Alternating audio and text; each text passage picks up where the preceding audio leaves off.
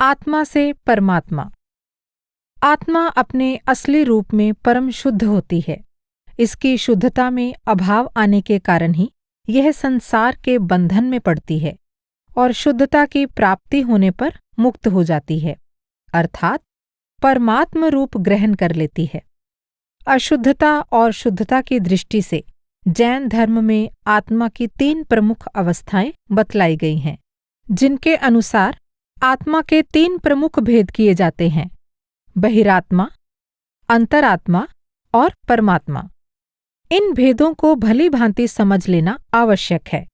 इन्हें समझने की आवश्यकता बतलाते हुए आचार्य कुंथु सागर जी महाराज कहते हैं, जो पुरुष मोहनीय कर्म की तीव्रता से बहिरात्मा, अंतरात्मा और परमात्मा, इन आत्मा के तीनों भेदों को नहीं जानता है, वह पुरुष उन्मत्त यानी मतवाले पुरुष के समान अत्यंत निंदनीय कार्यों को किया करता है और संसार में मूर्ख कहलाता है।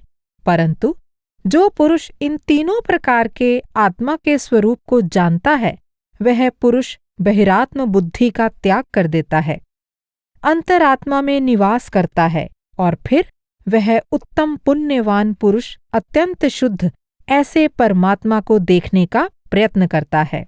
अतएव प्रत्येक भव्य यानी मोक्षार्थी जीव का कर्तव्य है कि वह बहिरात्म बुद्धि का त्याग कर अंतरात्मा बने तथा अंतरात्मा बनकर परमात्मा बनने का प्रयत्न करे, क्योंकि परमात्मा ही आत्मा का सर्वोत्कृष्ट कल्याण है। बहिरात्मा।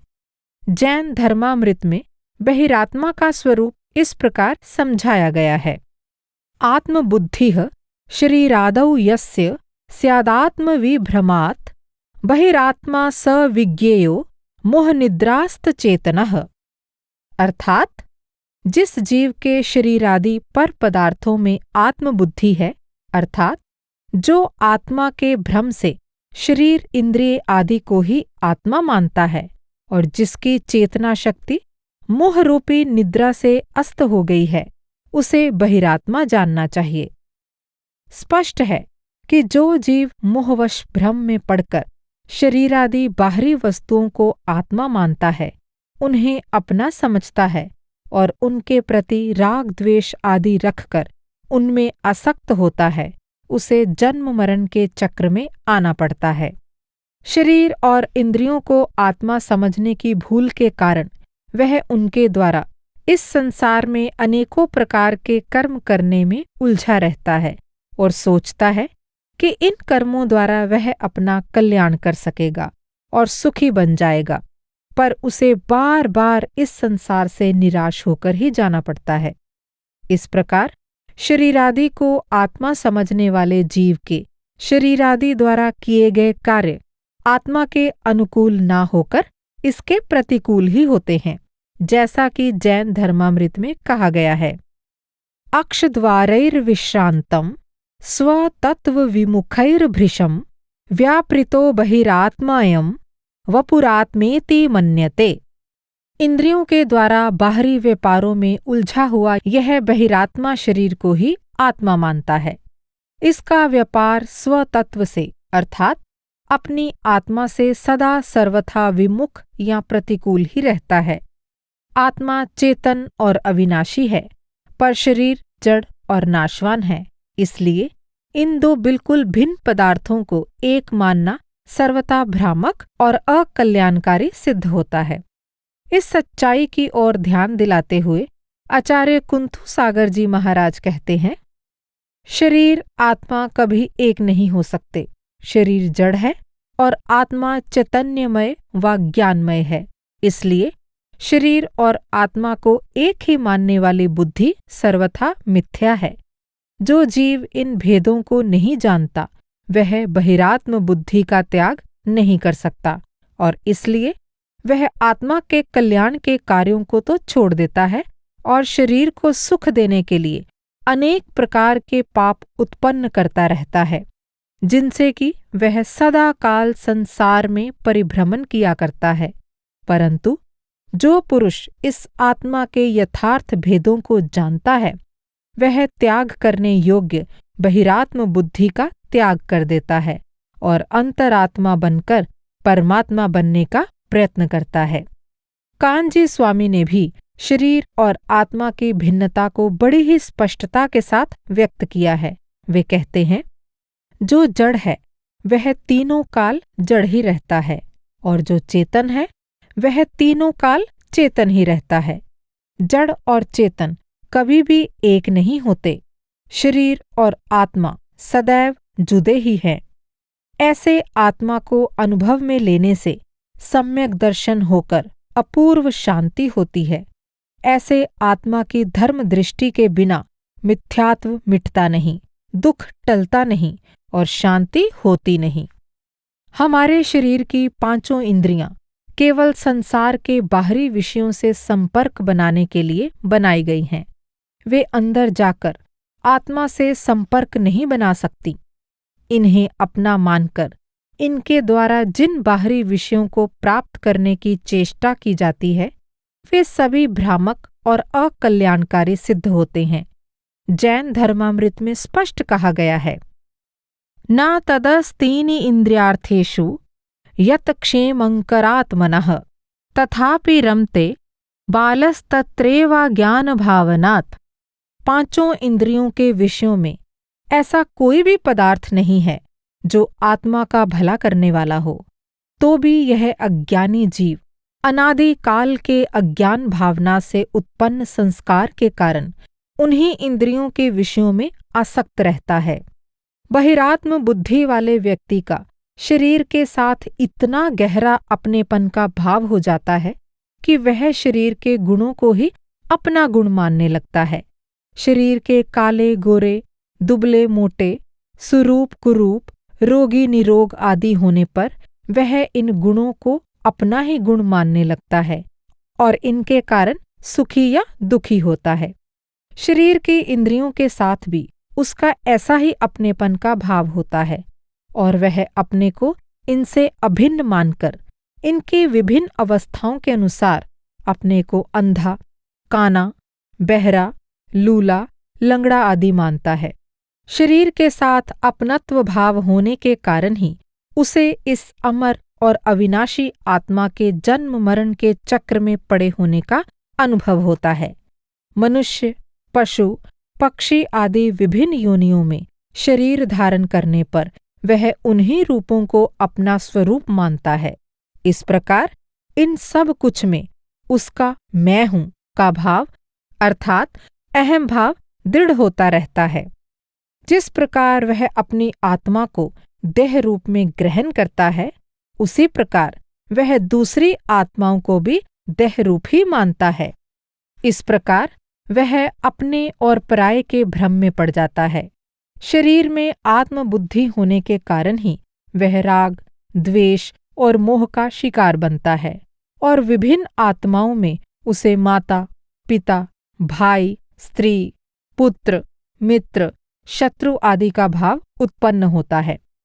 शरीर में आत्मभाव होने से अहम भाव के साथ ही ममत्व भाव अर्थात मेरेपन का भाव भी उत्पन्न हो जाता है। जैसे यह मेरी माता है, यह मेरा पुत्र है, यह मेरा मित्र है इत्यादि।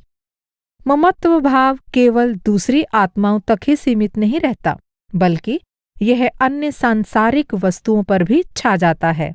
जैसे यह मेरा घर है, ये मेरे कपड़े हैं, ये मेरी संपत्ति है इत्यादि। इस प्रकार के भ्रम से उत्पन्न मोह के कारण राग द्वेष आदि विकार लगातार बढ़ते जाते हैं और संसार या आवागमन की जड़ अविद्या का संस्कार दृढ़ होता जाता है। जन्म जन्मांतर से दृढ़ हुए अविद्या के संस्कार के कारण आत्मा को शरीर मानने का भाव इतना स्वाभाविक लगने लगता है कि बार बार साधु महात्माओं के उपदेशों को सुनने के बाद भी इस भ्रम से छुटकारा पाना अत्यंत कठिन हो जाता है। इसीलिए आचार्य अमित गति मोक्ष सुख की प्राप्ति के लिए आत्मस्वरूप को प्राप्त करने का उपदेश देते हुए बड़े ही स्पष्टता के साथ कहते हैं, मोही जीव मोह में फंसकर अपने स्वरूप को भूल जाता है, इसलिए अनंत सुख को देने वाली मुक्ति को कभी नहीं पा सकता है। वास्तव में मुक्ति अपने सच्चे आत्मा के स्वभाव की प्राप्ति है। मोही जीव को अपने कुटुंब के प्रति विशेष आसक्ति होती है, इसलिए कुटुंब की असलियत बताते हुए वे फिर कहते हैं, एक कुटुंब में जीव भिन्न भिन्न गतियों यानी योनियों से आकर जमा हो जाते हैं। वे ही जीव आयु पूरी करके अपनी अपनी बांधी गति के अनुसार चले जाते हैं। धर्मशाला के यात्रियों के समान कुटुंबी जनों का समागम यानी मिलाप है। मोही जीव उनसे गहरा मोह करके अपने स्वात्मा यानी अपनी आत्मा को भूल जाते हैं। यदि हम किसी भी व्यक्ति की मृत्यु के समय पर ध्यान दें तो यह स्पष्ट हो जाता है कि जिन व्यक्तियों या वस्तुओं के प्रति उसकी गहरी आसक्ति थी, उन सब को छोड़कर उसे अकेला ही संसार से जाना पड़ता है।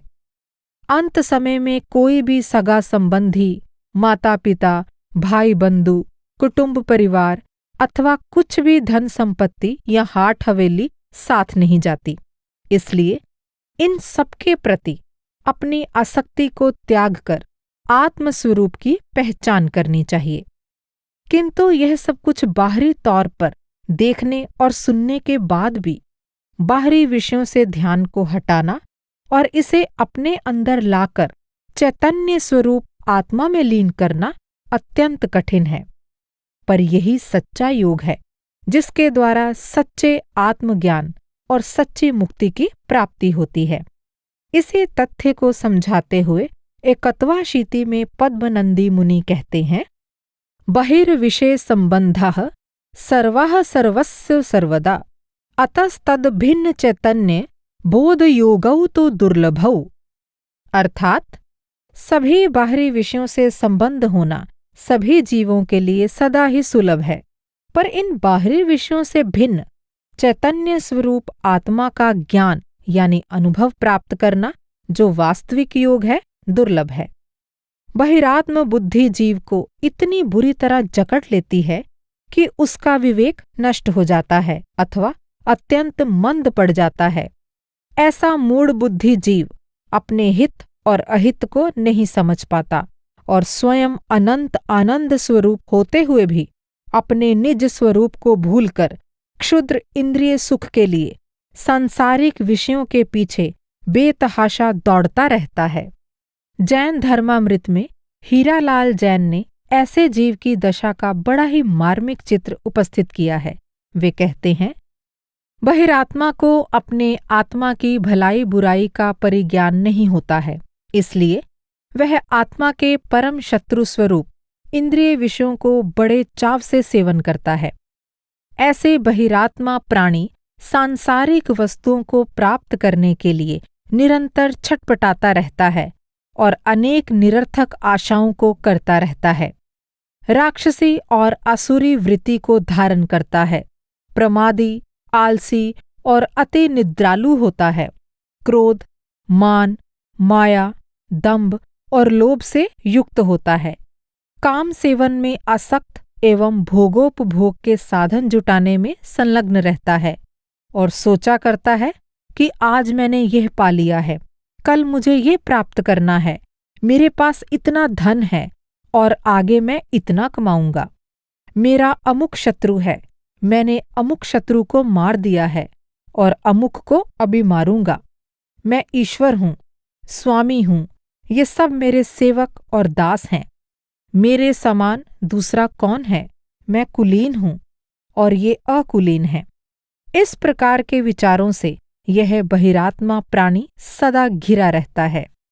इससे स्पष्ट है कि संसार से मुक्ति और सच्चे सुख की प्राप्ति के लिए बहिरात्म भाव का त्याग करना अत्यंत आवश्यक है। अब हमें यह समझना है कि जैन धर्म के अनुसार अंतरात्मा किसे कहते हैं और अंतरात्मा बनने का क्या उपाय है। अंतरात्मा, हम देख चुके हैं कि आत्मा चेतन स्वरूप है। इसके विपरीत शरीर, इंद्रिय और संसार की सभी अन्य बाहरी वस्तुएं जड़ या अचेतन हैं। इसलिए बाहरी वस्तुओं को आत्मा मानने की भूल को मिथ्या दृष्टि या बहिरात्मा कहा गया है और इसे त्यागने का उपदेश दिया गया है। जिस चेतन स्वरूप आत्मा को हम जानना चाहते हैं वह कहीं बाहर नहीं है, वह हमारे अंदर ही है और अपने अंदर ही हम उसे जान सकते हैं। अपने अंदर में अनुभव की जाने वाली इस चेतन सत्ता या आत्मा को ही जैन धर्म में अंतरात्मा कहा जाता है। जब तक हमारा ध्यान आत्मा से भिन्न बाहरी पदार्थों में अटका रहता है और हम बाहरी वस्तुओं में आसक्त रहते हैं, तब तक हमें अंतरात्मा का ज्ञान या अनुभव नहीं हो सकता। अंतरात्मा का अनुभव प्राप्त करने के लिए हमें अपनी इंद्रियों को बाहर जाने से रोककर अपने ध्यान को अंदर में एकाग्र करना आवश्यक है। तभी हमें अपने अंतर में अपनी आत्मा का प्रकाश दिखाई पड़ सकता है। अन्य किसी भी उपाय से अंतरात्मा का ज्ञान संभव नहीं है। यह समझाते हुए कि अंतरात्मा किसे कहते हैं, पंडित हीरालाल जैन कहते हैं, जिसकी दृष्टि बाहरी पदार्थों से हटकर अपनी आत्मा की ओर रहती है, जिसे स्वपर का यानी अपने और अपने से भिन्न दूसरों का विवेक हो जाता है, जो लौकिक कार्यों में अनासक्त और आत्मिक कार्यों में सावधान रहता है, उसे अंतरात्मा या सम्यक दृष्टि कहते हैं। अंतरात्मा का ज्ञान किसी बाहरी इंद्रिय द्वारा नहीं हो सकता, क्योंकि इंद्रियां केवल बाहरी विषयों का ही ज्ञान दे सकती हैं। उनकी पहुंच कभी अंतर में नहीं हो सकती। इसलिए अंतरात्मा का ज्ञान केवल अपने अंतर में ही हो सकता है। यूं प्रत्येक जीव को मैं हूं का अनुभव होता है। इस प्रकार प्रत्येक जीव को अपनी आत्मा के अस्तित्व का आभास होता है, पर उसे अपने यथार्थ स्वरूप का अनुभव नहीं होता कि वह वास्तव में अविनाशी, अनंत, ज्ञानमय और आनंदमय है। इसका अनुभव प्राप्त करने के लिए अपने ध्यान को बाहरी विषयों से हटाकर एकाग्रता के साथ अंदर में लगाना आवश्यक है। इसे जैन धर्मामृत में इस प्रकार समझाया गया है। संयम्य करन ग्राम मेकाग्रत्वेन चेतसः आत्मान मात्मवान ध्यायेदात्मनैवा आत्मनि स्थितम्। इंद्रिय समुदाय का नियमन कर और चित्त को एकाग्र कर आत्मा अपने ही द्वारा अपने में अवस्थित होकर अपने स्वरूप का ध्यान करे।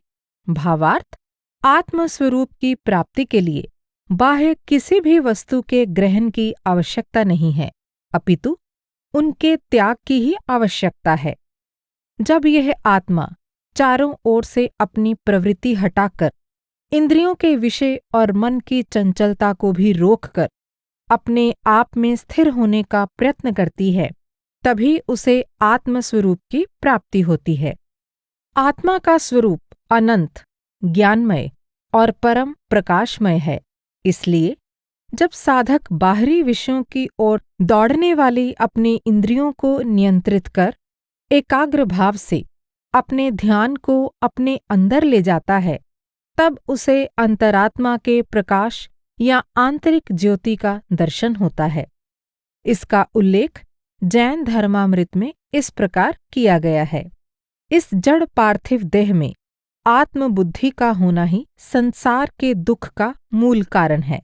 अतएव इस मिथ्या बुद्धि को छोड़कर और बाह्य विषयों में दौड़ती हुई इंद्रियों की प्रवृत्ति को रोककर अंतरंग में प्रवेश करे, अर्थात ज्ञान दर्शनात्मक अंतर ज्योति में आत्मबुद्धि करे, उसे अपनी आत्मा माने।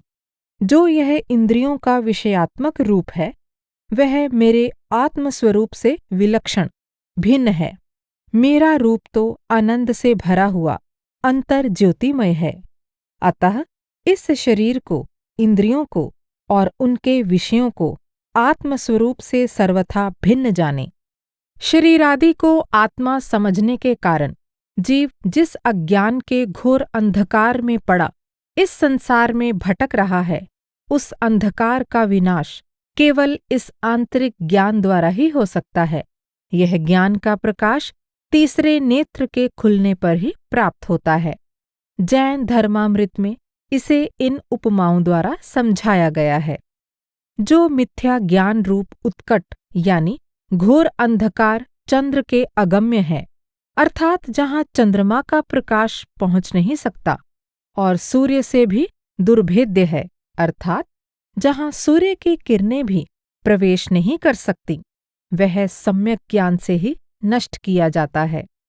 इस संसार रूपी उग्र यानी कठिन मरुस्थल में दुख रूपी अग्नि से संतप्त जीवों को यह सत्यार्थ ज्ञान यानी आत्मा रूपी सत्य पदार्थ का ज्ञान ही अमृत रूपी जल से तृप्त करने के लिए समर्थ है, अर्थात संसार के दुखों को मिटाने वाला सम्यक ज्ञान ही है।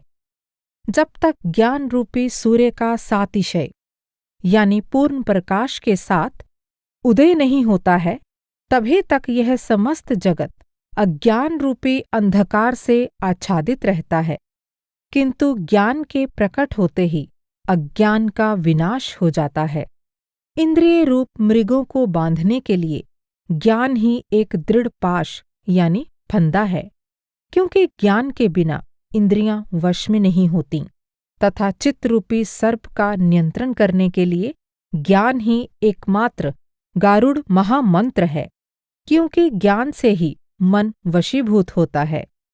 ज्ञान ही तो संसार रूपी शत्रु के नष्ट करने के लिए तीक्ष्ण खड्ग यानी तलवार है, और ज्ञान ही समस्त तत्वों को प्रकाशित करने के लिए तीसरा नेत्र है।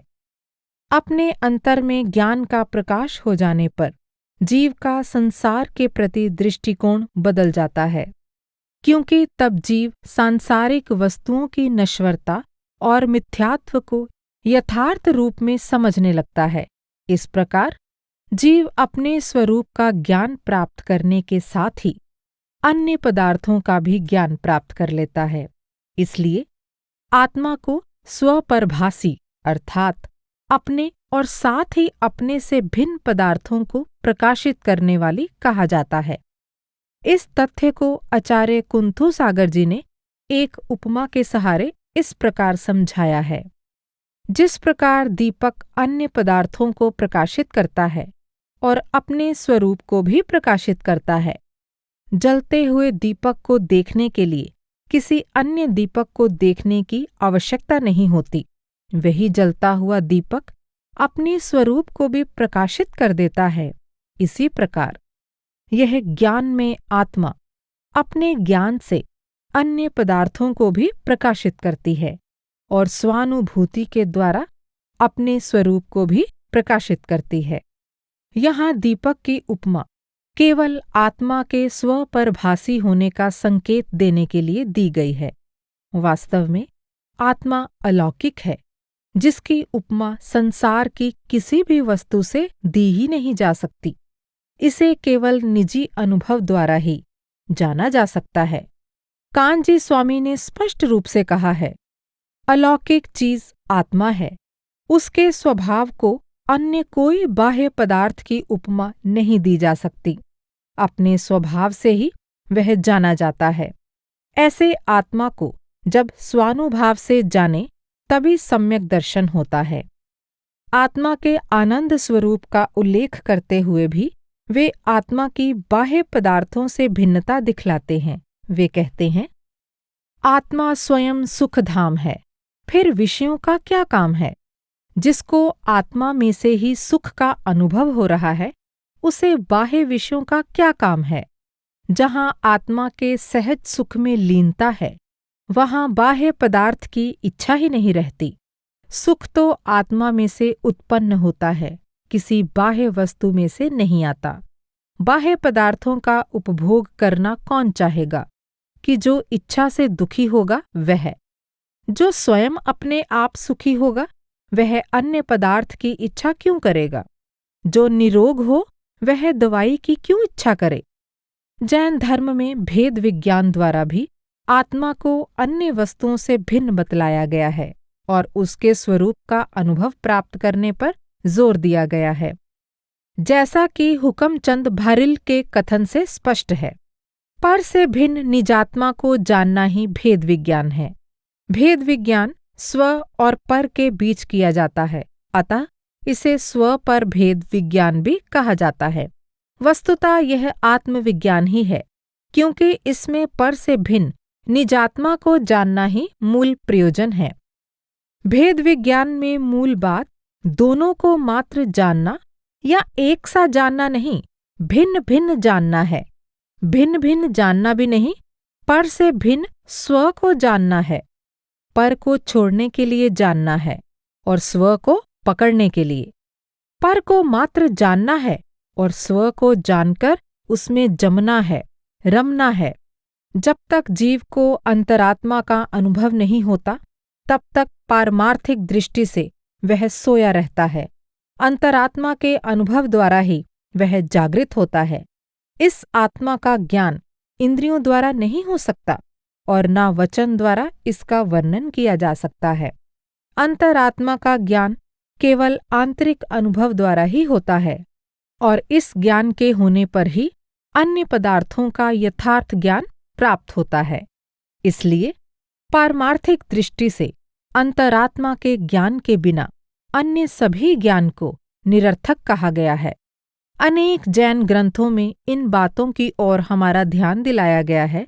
उदाहरण के लिए जैन धर्मामृत में कहा गया है, जिस शुद्धात्म स्वरूप की प्राप्ति न होने से मैं अब तक मोह निद्रा में सोता रहा और जिस शुद्धात्म स्वरूप की प्राप्ति होने पर मैं जागृत हुआ हूँ, अर्थात यथावत वस्तु स्वरूप को जानने लगा हूँ, वह शुद्धात्म स्वरूप अतीन्द्रिय है, अर्थात इंद्रियों के द्वारा ग्राह्य नहीं है और अनिर्देश्य है, अर्थात वचनादि के भी अगोचर है।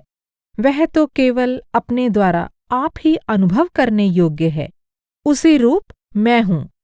आत्मज्ञान के बिना अन्य पदार्थों के ज्ञान को मिथ्या ज्ञान या अज्ञान बतलाते हुए श्रावक प्रतिक्रमण सार में कहा गया है, जो अपने आत्मा के स्वरूप को जानता हुआ अन्य पदार्थों के स्वरूप को जानता है, वही सम्यक ज्ञान कहलाता है। जो ज्ञान अपने आत्मा के स्वरूप को नहीं जानता, वह अन्य पदार्थों के स्वरूप को यथार्थ रीति से नहीं जान सकता। यही कारण है कि आत्मज्ञान के बिना जितना ज्ञान है, वह सब मिथ्या ज्ञान व अज्ञान कहलाता है।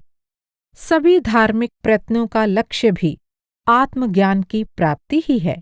इसलिए जो धार्मिक कार्य आत्मज्ञान की प्राप्ति में सहायक ना हो, उसे निरर्थक ही समझना चाहिए।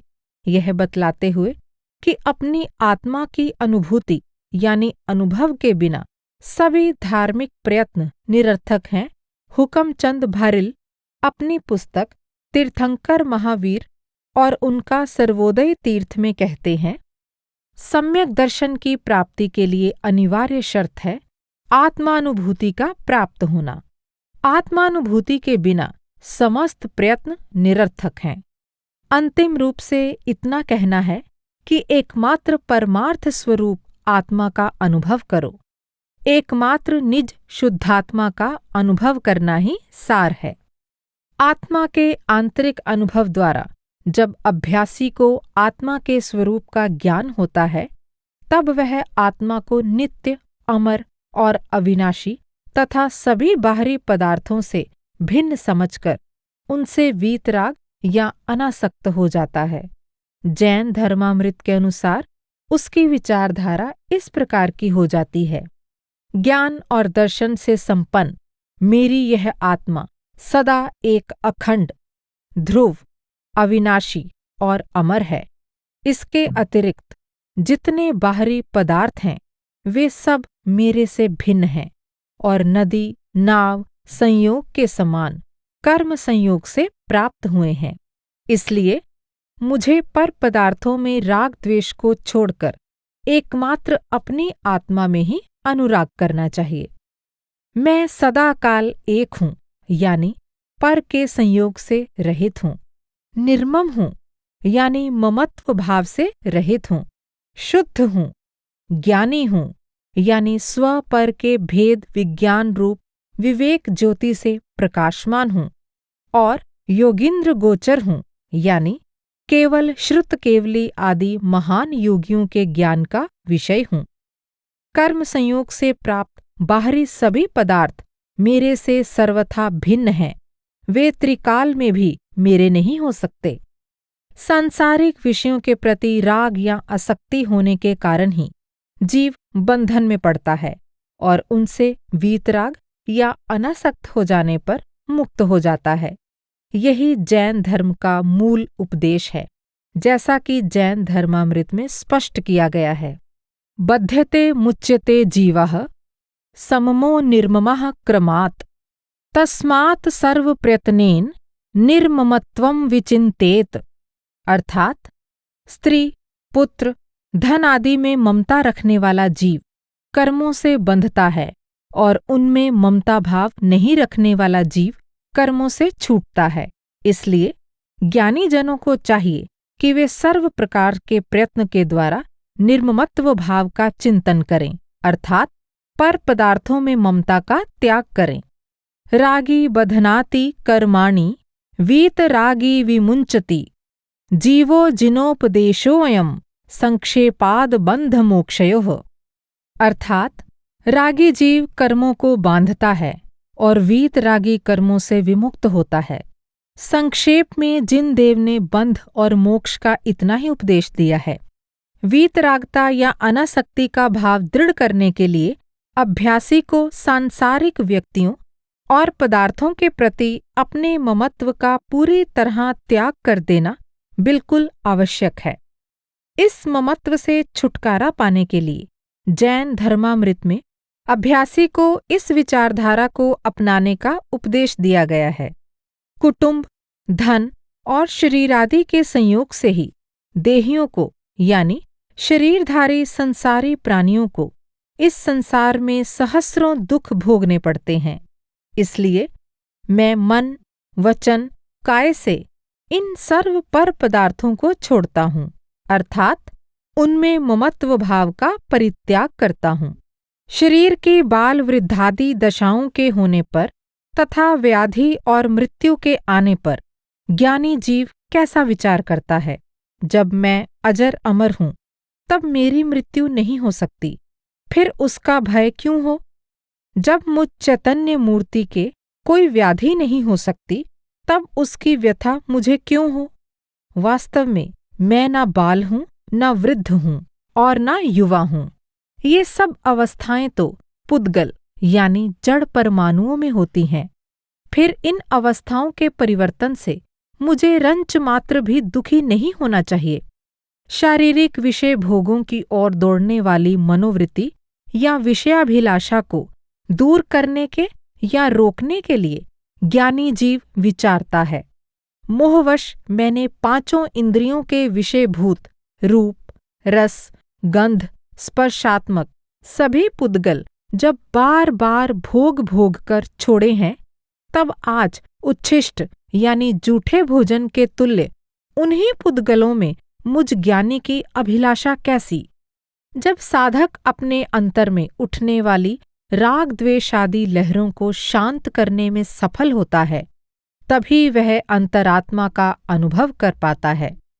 तब उसे समत्व भाव की प्राप्ति होती है और वह सबको समदृष्टि से देखने लगता है। इस अवस्था को जैन धर्मामृत में इस प्रकार व्यक्त किया गया है।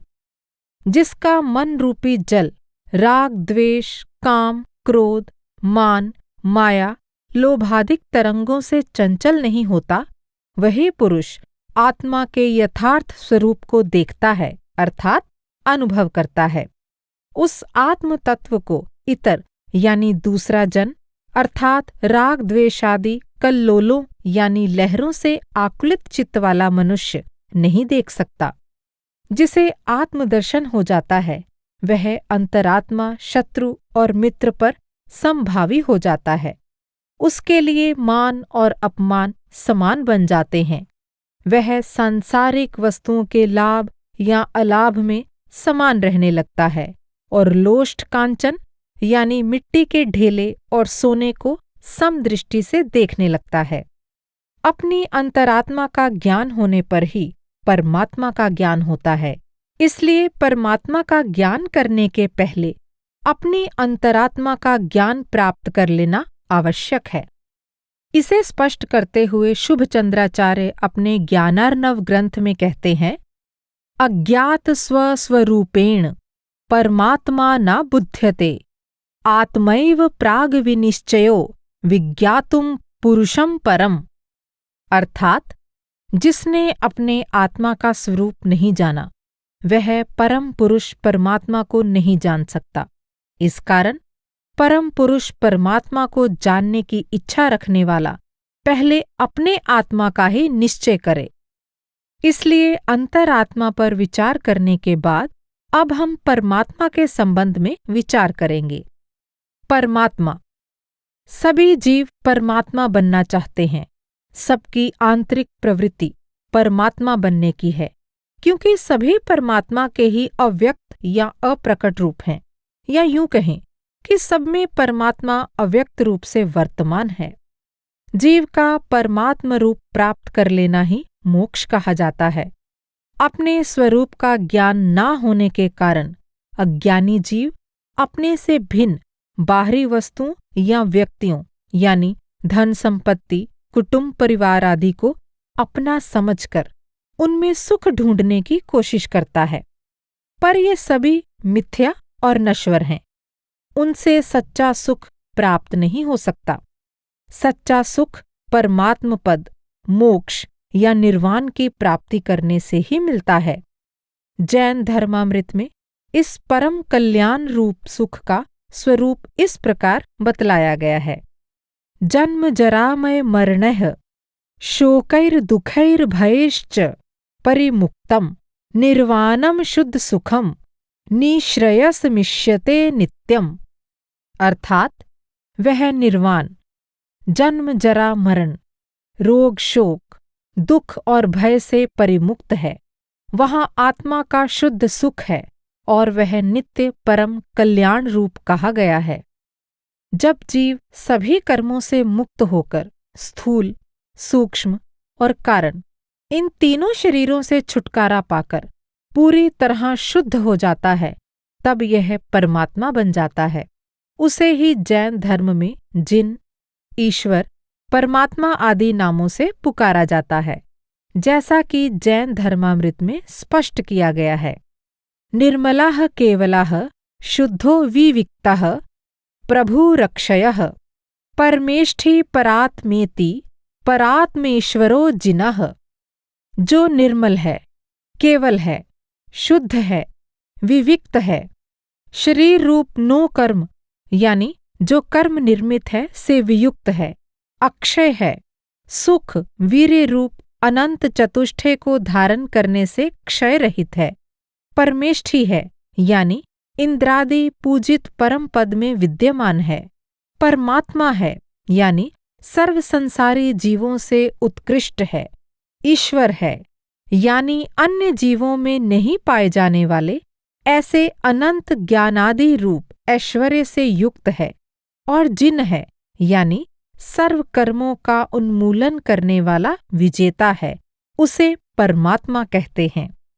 जो जीव पहले बहिरात्मा था, वही जब विषय विकारों से अपने ध्यान को हटाकर और उसे अपने अंदर लाकर उसे आंतरिक प्रकाश से जोड़ता है, तब वह अंतरात्मा बन जाता है। फिर वही जीव जब आंतरिक ध्यान या समाधि की सबसे ऊंची अवस्था में पहुंचता है, तब वह परमात्मा बन जाता है। इसे जैन धर्मामृत में इस प्रकार कहा गया है। जो इस उत्तम अंतरात्मा की सर्वोच्च दशा में पहुंचकर अपने सर्व आंतरिक विकारों का अभाव कर परम कैवल्य को प्राप्त कर लेता है, उसे परमात्मा, केवली, जिन, अरहंत, स्वयंभू आदि नामों से पुकारते हैं। परमात्मा के गुणों का ना यथार्थ रूप से वर्णन किया जा सकता है और ना ही किसी संसारी पदार्थ से उसकी उपमा ही दी जा सकती है। फिर भी जीवों की बौद्धिक क्षमता के अनुसार उन्हें समझाने के लिए शुभ चंद्राचार्य ने अपने ज्ञानार्णव ग्रंथ में परमात्मा के स्वरूप के संबंध में इस प्रकार कहा है। निर्लेपो निष्कलः शुद्धो निष्पन्नो अत्यंत निर्वृतः निर्विकल्पश्च शुद्ध आत्मा परमात्मेति वर्णितः।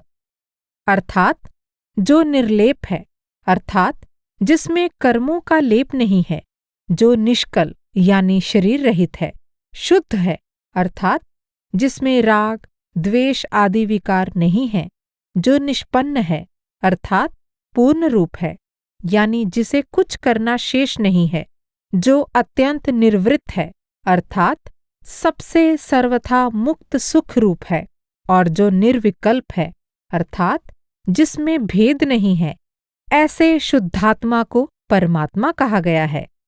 वे फिर कहते हैं, सिद्ध यानी पूर्ण भगवान शरीर रहित, इंद्रिय रहित, मन के विकल्पों से रहित निरंजन हैं, यानी जिन्हें मैल नहीं लगती। वे अनंत वीर्य यानी शक्ति और अखंड आनंद से युक्त आनंद रूप हैं। वे परमेष्ठी, परम प्रकाशमय, परिपूर्ण और सनातन हैं। पूर्णतः तृप्त परमात्मा तीन लोकों के शिखर पर सदा विराजमान है। इस संसार में कोई भी ऐसा सुखदायक पदार्थ नहीं है जिसके सुख से परमात्मा के सुख की उपमा दी जाए। उनका सुख अनुपम है। परमात्मा की महिमा और उनके अनंत ज्ञान का वैभव वचनों से कहने योग्य नहीं है। उनके गुणों का समूह केवल सर्वज्ञ पुरुष के ज्ञान यानी अनुभव का विषय है। आदि पुराण में सर्वज्ञता या केवल ज्ञान के आधार पर परमात्मा के अनेक उत्तम गुणों तथा परमात्मा से प्रकट होने वाली दिव्य ध्वनि की प्रशंसा करते हुए उनकी स्तुति इन शब्दों में की गई है। हे भगवन, इस देदीप्यमान केवल ज्ञान रूपी सूर्य का उदय होने पर यह स्पष्ट प्रकट हो गया है कि आप ही धाता अर्थात मोक्ष मार्ग की सृष्टि करने वाले हैं और आप ही तीनों लोक के स्वामी हैं।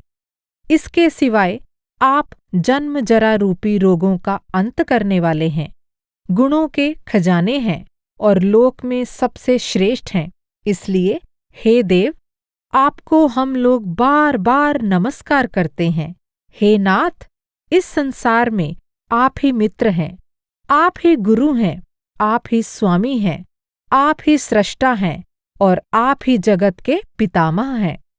आपका ध्यान करने वाला जीव अवश्य ही मृत्यु रहित सुख अर्थात मोक्ष सुख को प्राप्त होता है। आपकी यह दिव्य ध्वनि ज्ञानी जनों को शीघ्र ही तत्वों का ज्ञान करा देती है। हे भगवन, आपकी वाणी रूपी यह पवित्र पुण्य जल हम लोगों के मन के समस्त मल को धो रहा है।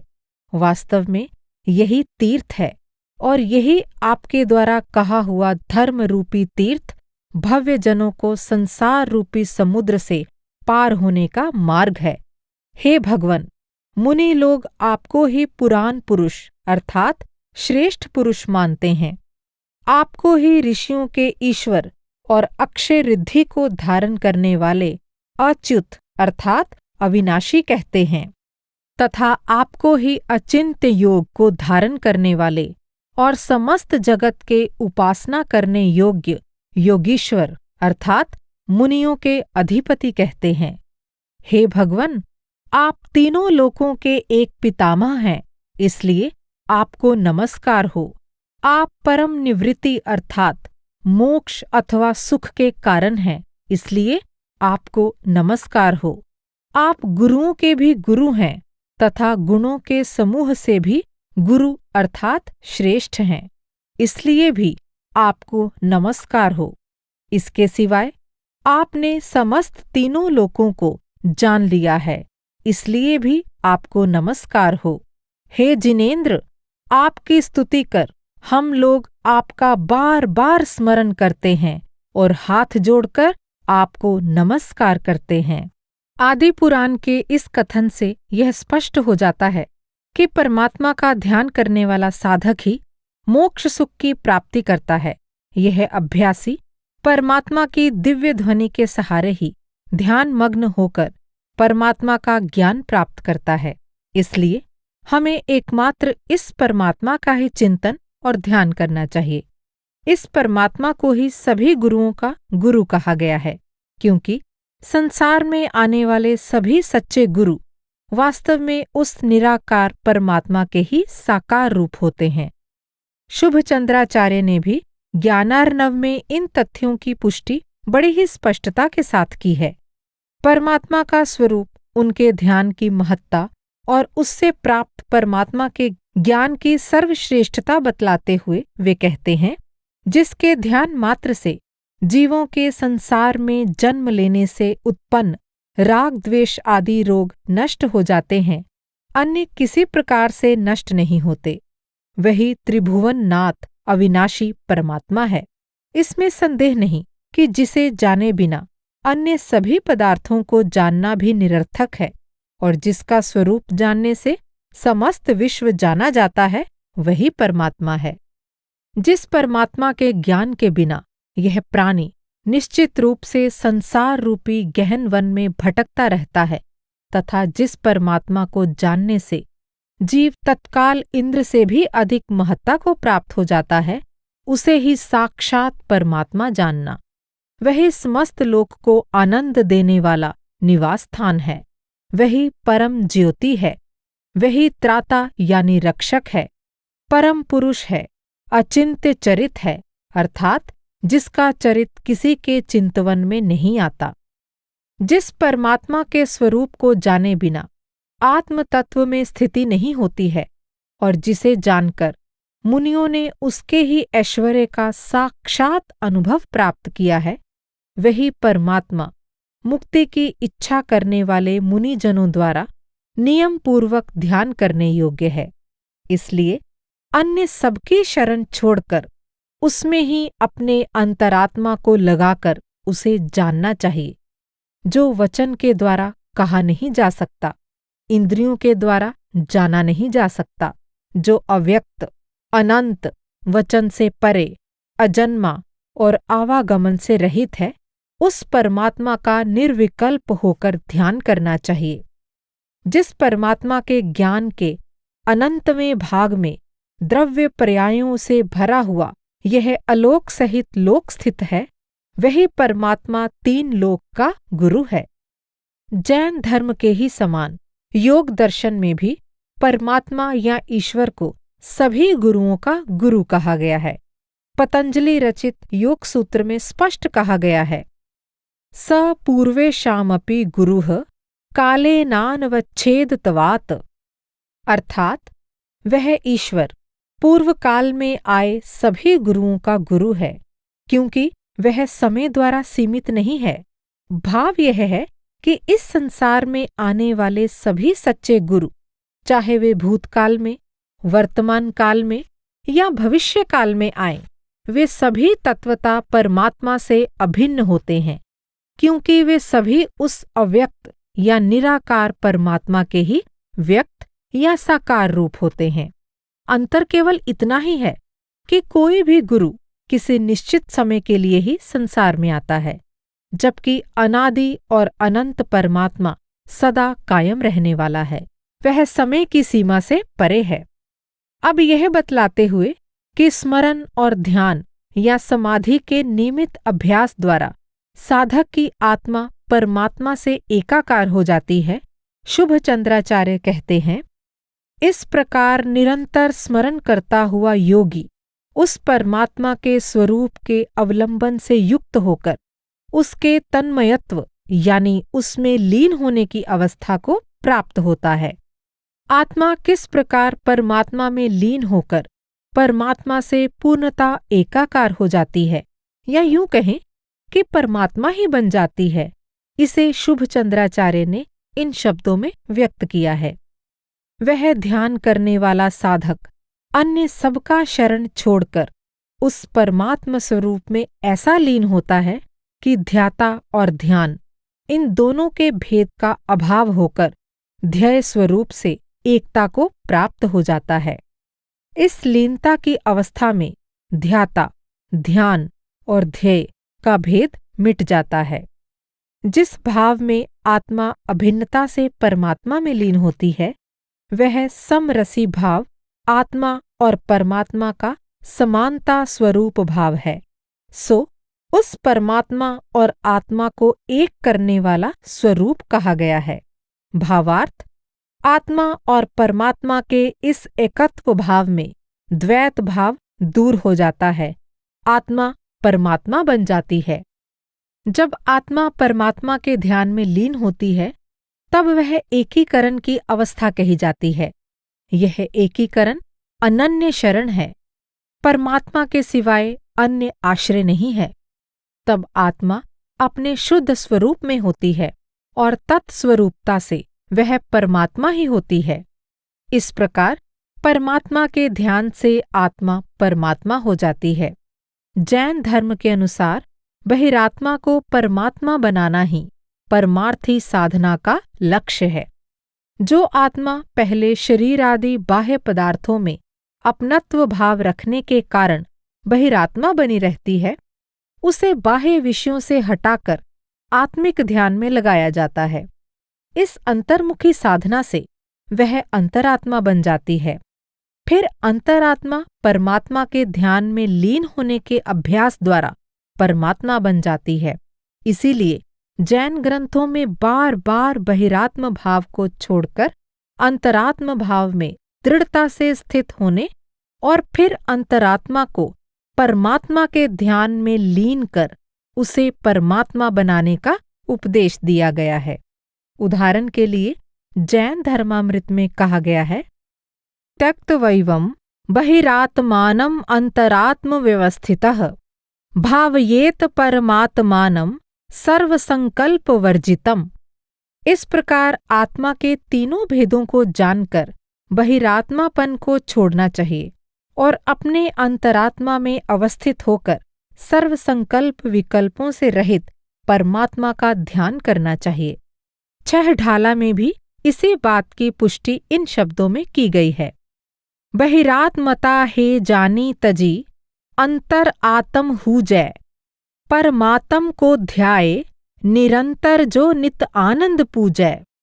अर्थात बहिरात्मपने को छोड़ने योग्य यानी हे समझ उसे छोड़कर अंतरात्मा हो जाना चाहिए और सदा परमात्मा का ध्यान करना चाहिए, जिसके द्वारा नित्य आनंद की प्राप्ति होती है। यहाँ यह समस्या उठ खड़ी होती है कि जिस परमात्मा को हमने कभी देखा नहीं, जो इंद्रिय, बुद्धि और वचन से परे है, उसका ध्यान हम कैसे कर सकते हैं? ध्यान करने के लिए साधक को शुरू में किसी न किसी मूर्तिमान या साकार स्वरूप का आधार लेना आवश्यक होता है। इस समस्या के समाधान के लिए हमें जैन धर्म में बताए गए परमात्मा के 2 भेदों पर ध्यान देना चाहिए। जैन धर्म के अनुसार परमात्मा के 2 भेद इस प्रकार हैं। 1 सकल यानी शरीर सहित या साकार, और 2 निष्कल यानी शरीर रहित या निराकार। स्वयं जीवन मुक्त होकर जो महात्मा अन्य संसारी मनुष्यों को अपने उपदेश द्वारा कल्याण का मार्ग दिखलाते हैं, उन्हें सकल या साकार परमात्मा कहा जाता है। और जो शरीर से मुक्त हो अविनाशी परम धाम के स्वामी बन चुके हैं, उन्हें निष्कल या निराकार परमात्मा कहते हैं। इन दोनों में तत्वतः कोई भेद नहीं है। दोनों ही एक समान सर्वज्ञ और सर्वद्रष्टा होते हैं। इसलिए साधक अपने उपदेशदाता परमेष्ठी या सच्चे जीवन मुक्त महात्मा का ध्यान करता हुआ इसी ध्यान के सहारे निराकार परमात्मा के ध्यान में लीन हो जाता है। इस प्रकार जैन धर्म में इस समस्या का आसानी से समाधान हो जाता है। सकल और निष्कल नामक परमात्मा के दोनों भेदों को बतलाते हुए जैन धर्मामृत में कहा गया है, जिनागम यानी जैन धर्म ग्रंथों में परमात्मा के 2 भेद कहे गए हैं, एक सकल परमात्मा और दूसरा निष्कल परमात्मा। सशरीर होते हुए भी जो जीवन मुक्त हैं और केवल्य अवस्था को प्राप्त कर सर्वज्ञ सर्वदर्शी बन गए हैं, ऐसे अरहंत परमेष्ठी को सकल परमात्मा कहते हैं। तथा जिन्होंने सर्व कर्म बंधनों से छूटकर अविनाशी परम धाम प्राप्त कर लिया है, ऐसे अनंत गुणों के स्वामी सिद्ध परमेष्ठी को निष्कल परमात्मा कहते हैं। सकल परमात्मा को साकार या सगुण परमात्मा और निष्कल परमात्मा को निराकार या निर्गुण परमात्मा के नाम से संबोधित किया जाता है। ज्ञानार्णव में भी इन्हीं दोनों भेदों का उल्लेख करते हुए कहा गया है, साकारम निर्गताकारम, अर्थात परमात्मा कैसा है, उसका स्वरूप कहते हैं प्रथम तौ साकार है तथा निर्गताकार कहिए निराकार भी है। इन्हीं दोनों भेदों को बतलाते हुए छह ढाला में कहा गया है कि परमात्मा अपने दोनों ही अवस्थाओं में एक समान सबको जानने और देखने वाला है। परमात्मा के दो प्रकार हैं, सकल और निकल। एक, श्री अरिहंत परमात्मा वे सकल यानी शरीर सहित परमात्मा है। दो, सिद्ध परमात्मा निकल परमात्मा है। वे दोनों सर्वज्ञ होने से लोक और अलोक सहित सर्व पदार्थों का त्रिकालवर्ती संपूर्ण स्वरूप एक समय में युगपद यानी एक साथ जानने देखने वाले सबके ज्ञाता दृष्टा हैं। इस प्रकार साकार परमात्मा के ध्यान के सहारे साधक निराकार परमात्मा के ध्यान में लीन होकर परमात्मा बन जाता है। परमात्मा की प्राप्ति अथवा अविनाशी मोक्ष सुख की प्राप्ति के लिए तीन बातों की आवश्यकता होती है। पहली, गुरु से दीक्षा प्राप्त करना। दूसरी, उसके अनुसार नियमित रूप से अभ्यास करना। तीसरी, इनके फलस्वरूप बाह्य पदार्थों से भिन्न आत्मस्वरूप का अनुभव प्राप्त करना। पहले कहा जा चुका है कि गुरु को जीवन मुक्त होना चाहिए। जो स्वयं मुक्त नहीं, वह दूसरों को मुक्ति का उपदेश कैसे दे सकता है? जो स्वयं मुक्ति के मार्ग से परिचित नहीं है, वह दूसरों को मुक्ति का मार्ग कैसे दिखला सकता है? अभ्यास करने के लिए अभ्यासी को एकांत स्थान में बैठकर अपनी इंद्रियों को बाहरी विषयों से हटाकर चित्त को एकाग्र कर तथा आलस, निद्रा और असावधानी यानी लापरवाही को दूर कर अपने अंतर में ध्यान लगाना चाहिए। जन्म जन्मांतर से जो ध्यान बाहरी विषयों में लगा रहा है, उसे धीरे धीरे ही अंतर में लगाया जा सकता है। इसलिए इसमें जल्दबाजी नहीं करनी चाहिए। जैसे जैसे ध्यान अंतर में लगने लगता है, वैसे वैसे आंतरिक आनंद मिलने लगता है और सांसारिक विषयों का सुख फीका लगने लगता है। तब आत्म अनुभव या आत्म साक्षात्कार ही अभ्यासी के जीवन का लक्ष्य बन जाता है। वह संसार के लुभावने विषयों से आकृष्ट या प्रभावित नहीं होता। वह इस संसार में अनासक्त भाव से व्यवहार करता है और एकमात्र परमात्म भाव की प्राप्ति की ही अभिलाषा रखता है। इन बातों को जैन धर्मामृत में इस प्रकार स्पष्ट किया गया है। जो पुरुष गुरु के उपदेश से, अभ्यास से और संवित्ति अर्थात स्वानुभव से स्व और पर के अंतर्भेद को जानता है, वही पुरुष निरंतर मोक्ष सुख का अनुभव करता है। जैन धर्म के अनुसार सच्चे गुरु जिन शुद्ध, बुद्ध, निरामय यानी राग द्वेष आदि रोगों से मुक्त, सर्वज्ञ, सर्वदर्शी और केवल ज्ञान के धारक अरहंत परमेष्ठी कहलाते हैं। उस अरहंत अवस्था में रहते हुए वे सर्व देशों में विहार कर और भव्य जीवों को मोक्ष मार्ग का उपदेश देकर अंत में सर्व कर्म से रहित होकर वे अरहंत परमेष्ठी निर्वाण को प्राप्त हो जाते हैं।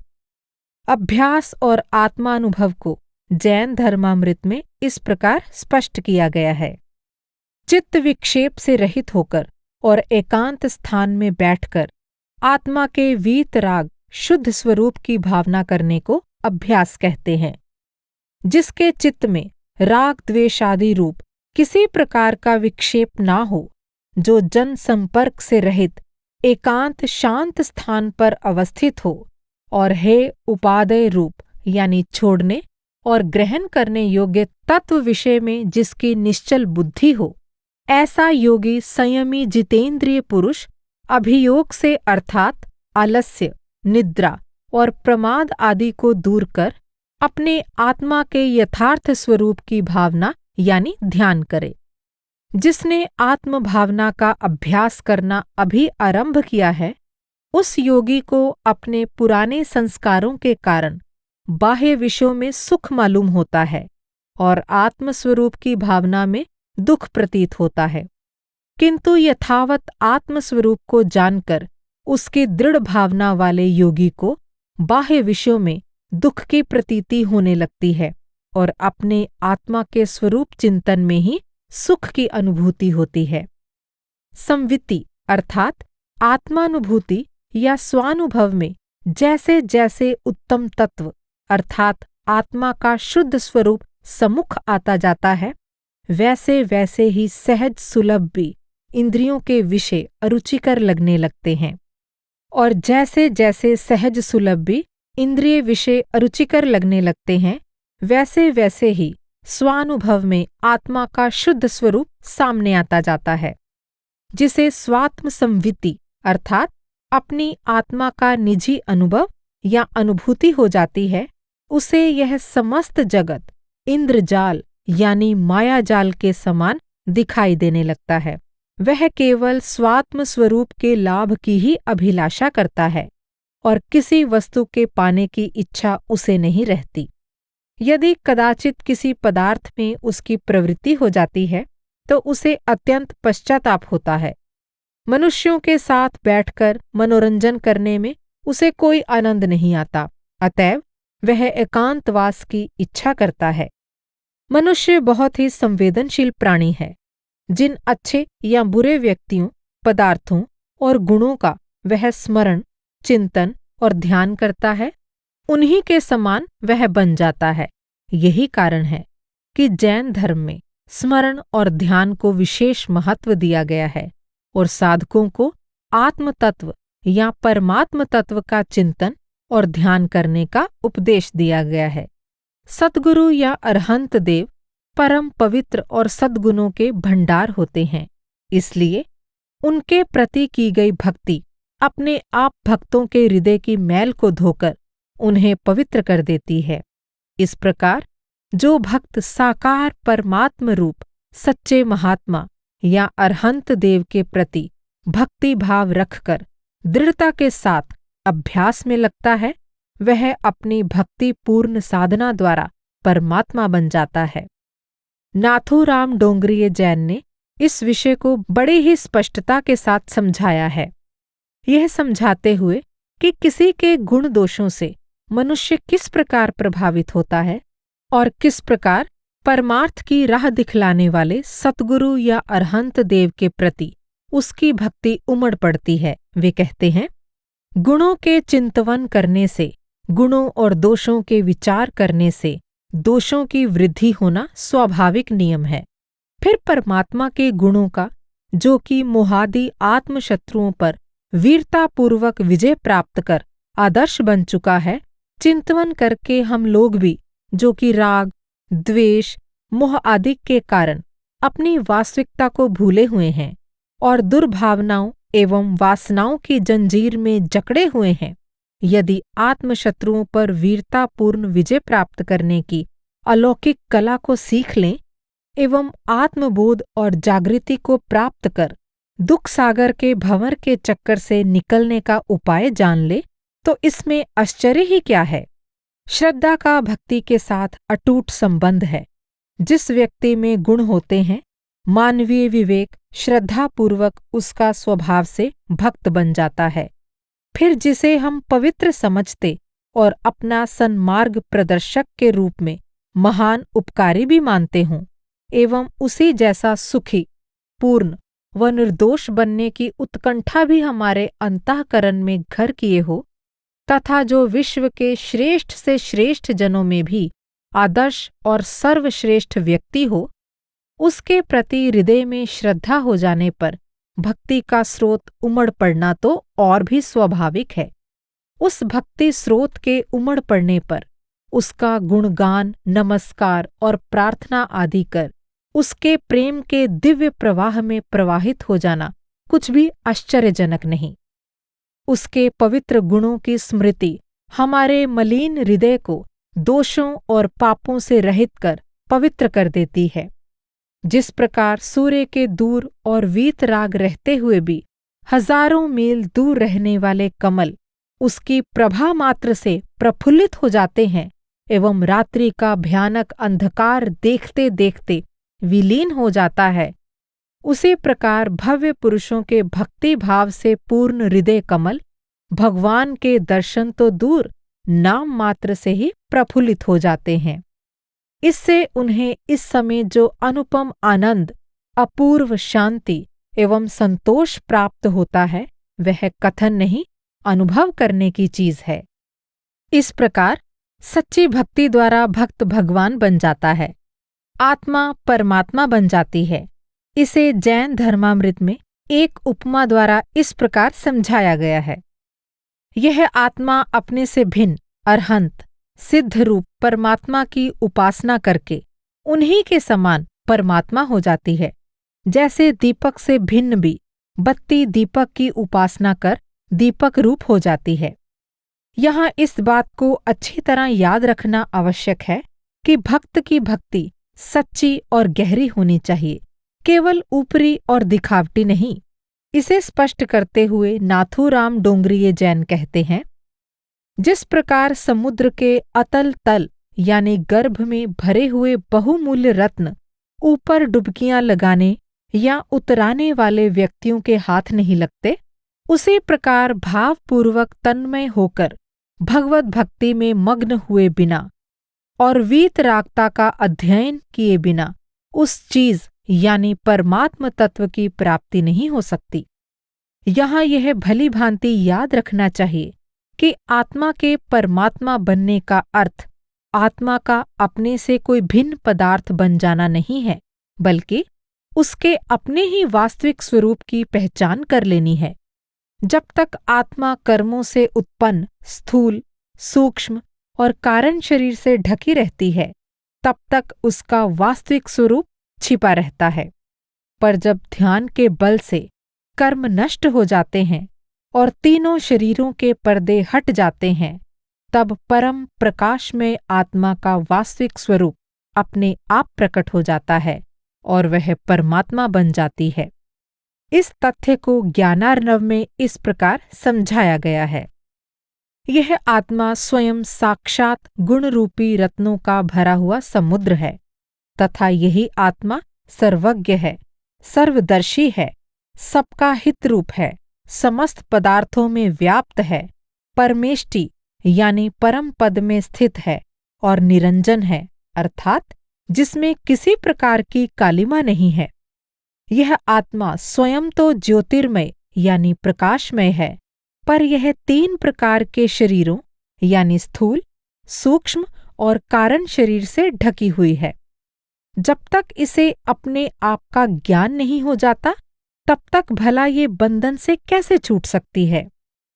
जब यह आत्मा विशुद्ध ध्यान के बल से कर्म रूपी ईंधनों को भस्म कर देती है, तब यह स्वयं ही साक्षात परमात्मा हो जाती है। यह निश्चय है। इस आत्मा के गुणों का समस्त समूह ध्यान से ही प्रकट होता है तथा ध्यान से ही अनादि काल की संचित की हुई कर्म संतति यानी कर्मों की परंपरा नष्ट होती है। मोह रूपी कीचड़ के नष्ट होने पर तथा भ्रम में डालने वाले राग आदि दोषों के पूरी तरह शांत हो जाने पर योगी जन यानी अभ्यासी अपने में ही परमात्मा के स्वरूप को देखते हैं, अर्थात अनुभव करते हैं। अज्ञान से भ्रष्ट चित्त वाला जीव अपने वास्तविक स्वरूप से दूर हो जाता है, पर सम्यक ज्ञान यानी यथार्थ ज्ञान से सुवासित होने पर वही अपने अंतर में प्रभु परमात्मा को देखता है। आत्मा के यथार्थ स्वरूप का अनुभव हो जाने पर यह स्पष्ट हो जाता है कि यह आत्मा वास्तव में परमात्मा ही है। इस एकता के ज्ञान से द्वैत भाव बिल्कुल मिट जाता है। आत्मा और परमात्मा में कोई अंतर नहीं रह जाता। इसे स्पष्ट करते हुए जैन धर्मामृत में कहा गया है, यह परात्मा स इवाहम योऽहं स परम स्ततः। जो परमात्मा है वही मैं हूँ तथा जो स्वानुभव गम्य मैं हूँ वही परमात्मा है। इसी प्रकार ज्ञानार्णव में भी कहा गया है, यह सिद्धात्मा परः सोऽहम् योऽहं स परमेश्वरः। अर्थात जो सिद्धात्मा का स्वरूप है वही परमात्म रूप मैं हूँ, और जो मैं हूँ वही परमात्मा है। आत्मा और परमात्मा के अभेद या एक रूप होने का यह ज्ञान बुद्धि और वचन का विषय नहीं, बल्कि साक्षात स्वानुभव यानी अपने निजी अनुभव का विषय है। इसे बतलाते हुए जैन धर्मामृत में कहा गया है, आत्मस्वरूप को दूसरों से सुनते हुए तथा दूसरों को अपने मुख से बोलकर समझाते हुए भी जब तक जीव को शरीर से आत्मा के भिन्न होने का अनुभव नहीं होता, तब तक वह मोक्ष का पात्र नहीं बनता। इस अनुभव की प्राप्ति के लिए घर छोड़कर वन जाने की आवश्यकता नहीं है, क्योंकि यह तो एक आंतरिक अनुभव है जो कहीं बाहर से नहीं बल्कि अपने अंतर से ही प्राप्त होता है। इसे स्पष्ट करते हुए जैन धर्मामृत में कहा गया है, आत्मस्वरूप के साक्षात्कार से रहित अज्ञानी जीवों को यह ग्राम है, यह अरण्य यानी वन है। इन दो प्रकार के निवासों की कल्पना होती है, किंतु आत्मा का साक्षात्कार करने वाले ज्ञानी जनों का तो रागादि रहित निश्चल आत्मा ही निवास स्थान है। इस प्रकार सच्चे साधकों की समस्त साधना अंतर्मुखी होती है। वे किसी सच्चे मार्गदर्शक गुरु के उपदेशानुसार सम्यक दर्शन यानी श्रद्धा, सम्यक ज्ञान और सम्यक चारित्र को ग्रहण कर स्मरण, चिंतन और ध्यान के अंतर्मुखी अभ्यास के सहारे अपने समस्त कर्मों को नष्ट कर देते हैं। इसके फलस्वरूप वे आत्मा से परमात्मा बन जाते हैं, जो मनुष्य जीवन का वास्तविक लक्ष्य है। राधा स्वामी सत्संग ब्यास की पुस्तक जैन धर्म सार संदेश का समापन। ऑडियो कॉपीराइट 2023, सर्वाधिकार सुरक्षित, राधा स्वामी सत्संग ब्यास।